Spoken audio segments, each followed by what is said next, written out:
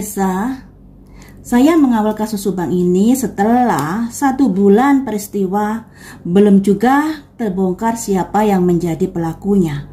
Apalagi saat itu banyak sekali praktisi supernatural juga nimbrung di dalam kasus ini.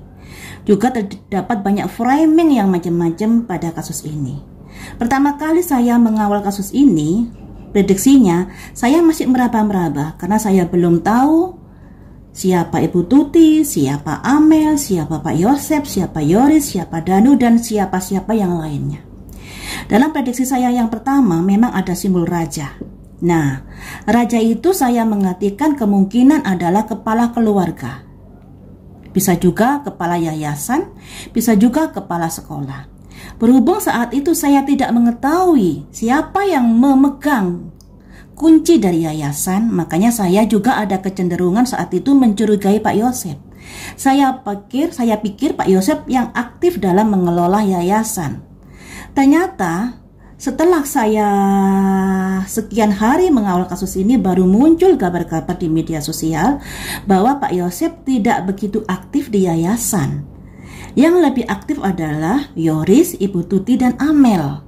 Bahkan Pak Yosep juga tidak digaji, minta uang 20.000 pun juga pada Amel. Dan disinilah saya juga ada penglihatan setelah saya prediksi ada kecurigaan dengan Pak Yosep. Kemudian seharinya saya prediksi lagi ada penglihatan secara live di kepala saya. Pelakunya anak muda-muda. Dari situ saya sudah berpikir, oh muda-muda, oh bukan tua, dan lain sebagainya. Dan setelah saya prediksi dari hari per hari dan hingga beberapa hari yang lalu, tentunya kalian juga sudah memiliki kandidat siapa saja yang perlu dicurigai yang ada kaitannya dengan prediksi saya.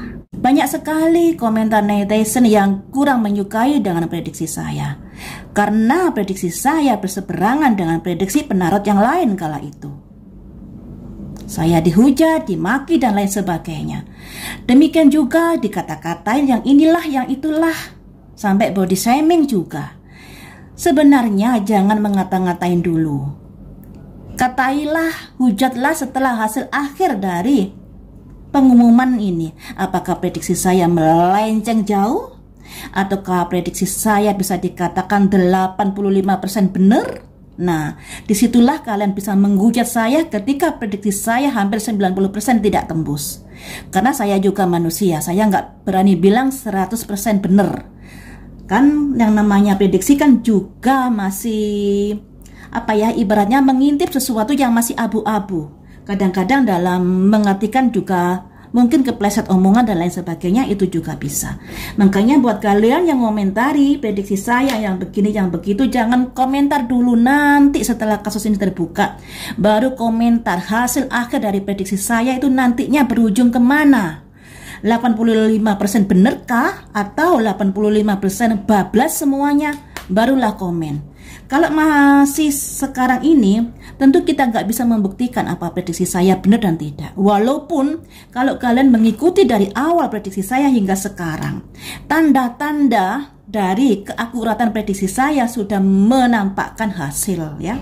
Baru menampakkan hasil karena masih belum ada pengumuman dari pihak kepolisian. Hari ini yang ingin saya prediksi adalah tentang energi dari 2 jenazah yang dimandikan. Tentunya 2 jenazah dimandikan ini bukan karena rasa sayang, lebih karena ingin menghilangkan jejak sidik jari dan lain sebagainya di tubuh korban. Makanya di sini ingin saya prediksi, ada petunjuk apakah dengan 2 jenazah ini terkait dimandikan tersebut. Mari kita lihat di sini, ya. Saya ingatkan sekali lagi, prediksi bisa salah, bisa tembus, juga bisa nyerempet sedikit. Ketika saya mengingatkan ini, jangan memiliki pikiran negatif. Itu menandakan bahwa saya masih manusia biasa, seperti kalian yang gak luput dari salah. Dan kepastian itu, prediksi yang pasti, hasil pasti itu hanya milik Tuhan.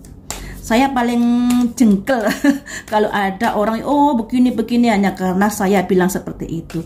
Kerendahan hati, mengakui kekurangan itu janganlah dijadikan sebagai alasan untuk menghina seseorang, ya. Mari kita fokus pada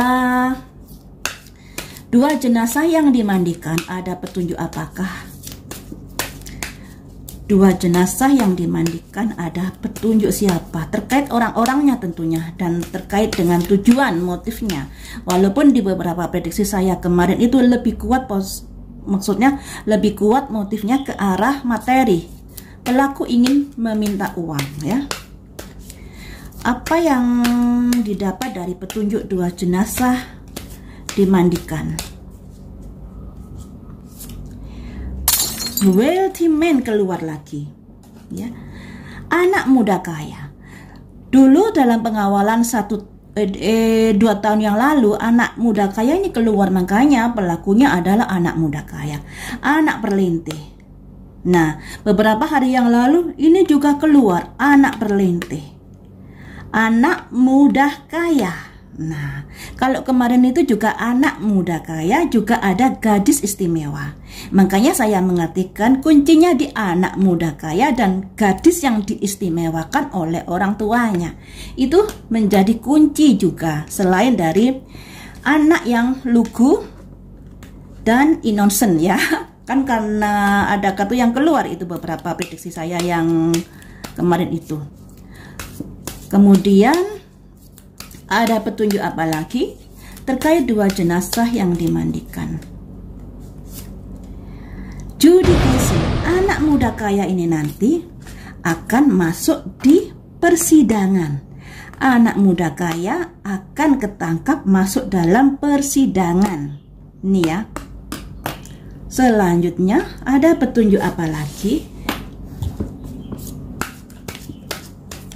Energi dari dua jenazah Ibu Tuti dan Amel ini, ada petunjuk apa lagi? Ada petunjuk orang tua yang prihatin. Orang tua yang prihatin. Apakah ini simbol dari Pak Yosef yang prihatin kena imbas dari peristiwa ini? Nah, jadi begini, anak muda kaya kemudian menghadapi sidang. Di sini karena kejadian ini ada orang tua, simbol seorang tua laki-laki yang prihatin melihat kondisi yang seperti ini. Kemudian ada petunjuk apa lagi kah dari dua jenazah yang dimatikan? Yang dimandikan, ya, dari dua jenazah yang dimandikan, ada petunjuk apa lagi di sini? Ada petunjuk thief, pencuri. Ada pencuri di sini. Jadi maksud dari si pelaku ini adalah ingin mendapatkan uang dari Ibu Tuti, seperti yang saya prediksi kemarin-kemarin. Ingin mencuri. Kenapa digambarkan sebagai pencuri? Karena uang itu bukan haknya.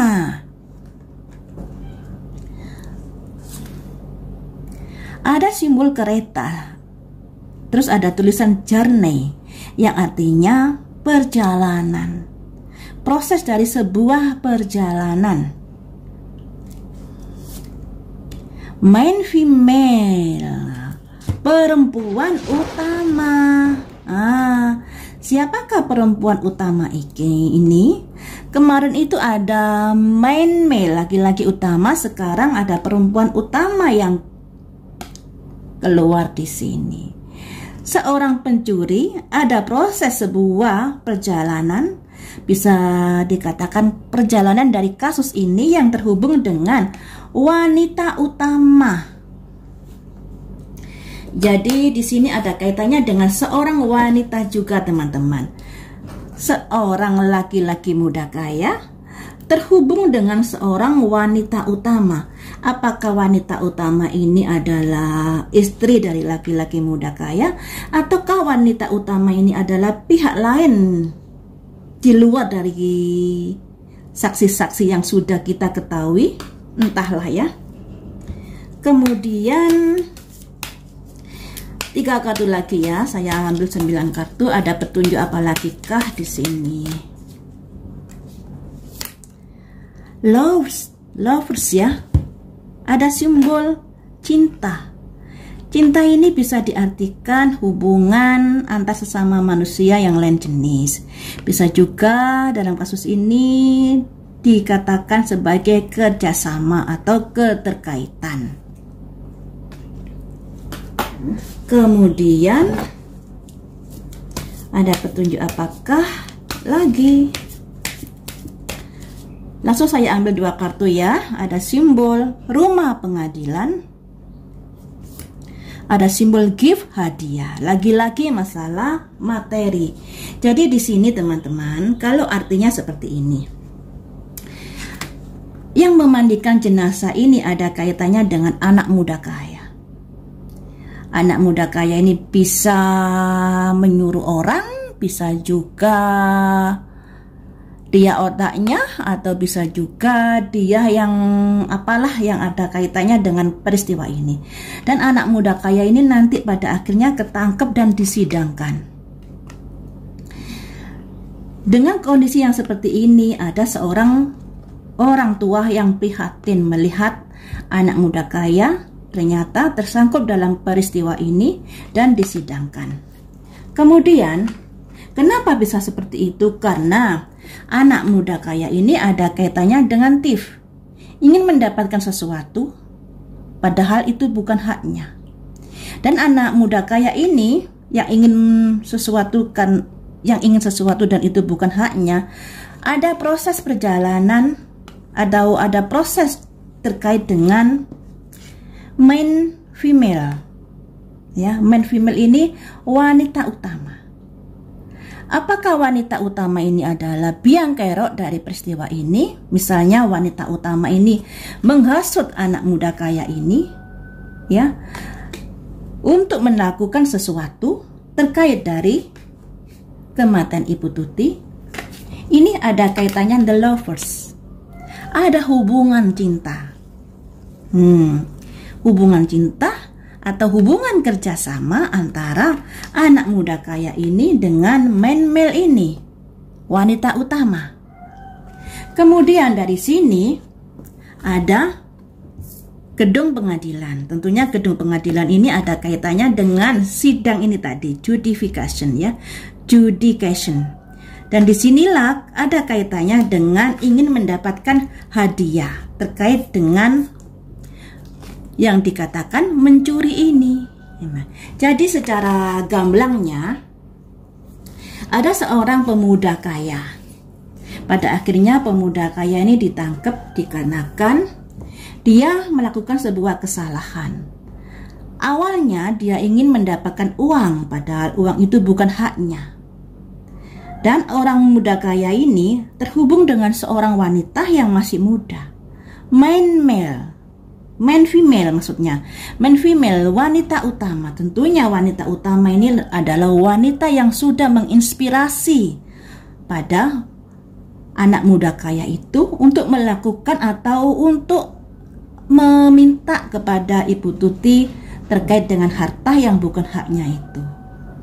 Apalagi di sini kan juga ada simbol the lovers ya, di mana anak muda kaya dan main female ini ada hubungan. Apakah hubungan suami istri? Bisa. Apakah hubungan yang lainnya? Juga bisa. Dari dua ini ada tokoh-tokoh yang keluar. Anak muda kaya, laki-laki tua prihatin, dan ada pencuri, juga ada wanita utama. Seperti itu ya teman-teman. Dari jenazah 2 korban ini ternyata lagi-lagi motifnya adalah harta benda, seperti yang diprediksi saya sebelumnya itu. Dan optimis semuanya ini akan terungkap karena ada simbol rumah pengadilan dan ada simbol sidang, di mana sidang ini terkait dengan orang-orang yang ada kaitannya kematian Ibu Tuti dan Amel tersebut.